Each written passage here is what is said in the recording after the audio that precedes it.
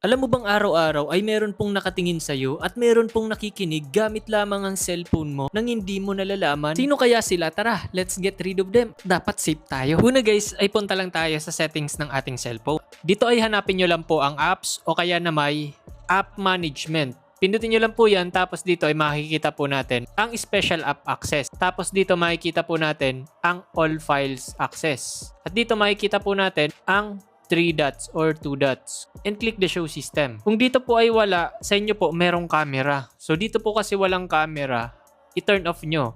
Tapos kapag na-turn off nyo na yung camera, ang next po nating i-turn off yung sound recorder or recorder lang. Kagaya nito. Kailangan po natin tong i-toggle off. Sa special access pa rin makikita nyo ang appear on top, click the 3 dots at i-turn off nyo pa rin po dito ang voice recorder and camera.